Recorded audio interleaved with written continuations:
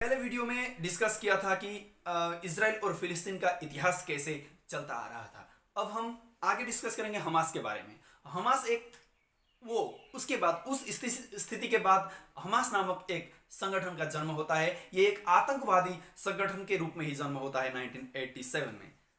Hamas फिलिस्तीनी कुछ लोगों ने हमास का गठन किया था और इसका उद्देश्य था कि जिहाद के सहारे उस फिलिस्तीनी को अपना हक दिलाना और इजरायली को कमजोर करना।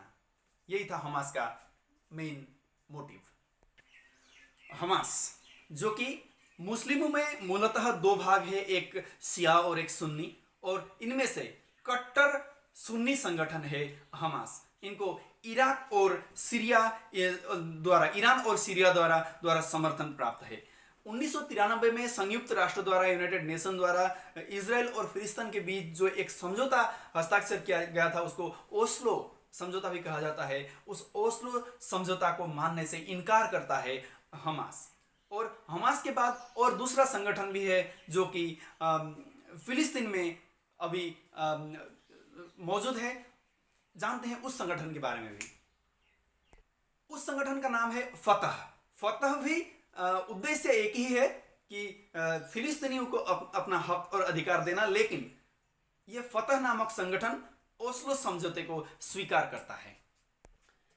इतने दिन तक अरब देशों के प्रेशर से वहां पर युद्ध हो रहा था, लेकिन फिलिस्तीनी ने डायरेक्ट विद्रोह जो इजराइल के ऊपर किया था वो 1987 में किया था। 1987 में गाजा पट्टी के इलाके में जो भी यहूदी लोग बसे हुए थे, वो बसेरा बनाए हुए थे, उनके ऊपर अत्याचार और उत्पीड़न करके उनको वहां से भगाने का प्लान किया था फिलिस्तीनी ने। और उसी समय हजारों के तादाद में बेघर हुए थे यहूदी। 1987 में शुरू हुआ ये जो विद्रोह है फिलिस्तीनी और इजराइल के बीच में, वो समाप्त होता है 1993 में, जबकि अमेरिका और रूस के मध्यस्थता में ओस्लो समझौता हस्ताक्षर होता है। और उसी ओस्लो समझौते के साथ ही वो पहला विद्रोह जो गाजा पट्टी इलाके को लेकर था वो वहीं पर समाप्त होता है।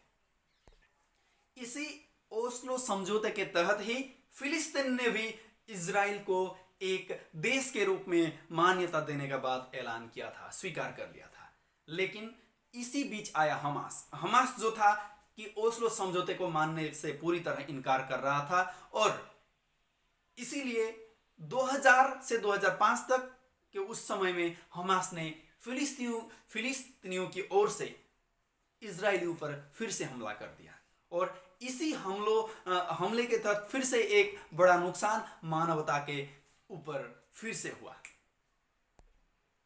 इजराइल और फिलिस्तीन के बीच में अभी जो चल रहा है उसका शुरुआत 2021 में हुआ, क्योंकि 2021 में इजरायली की ओर से एक हमला किया गया था, जबकि वो जेरूशलेम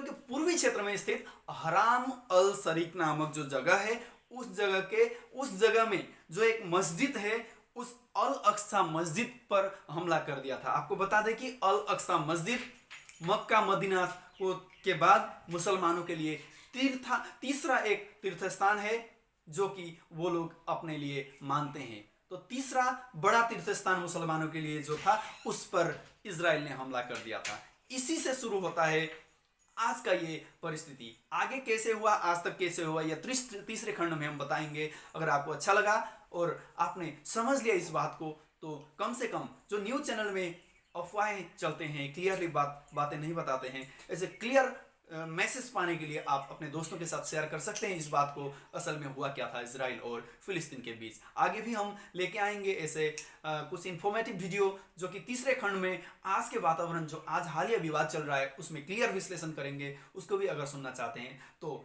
इस पेज को आप फॉलो करके रखें और बेल आइकन को दबा के रखें, क्योंकि आपको नोटिफिकेशन सबसे पहले मिले। Thank you.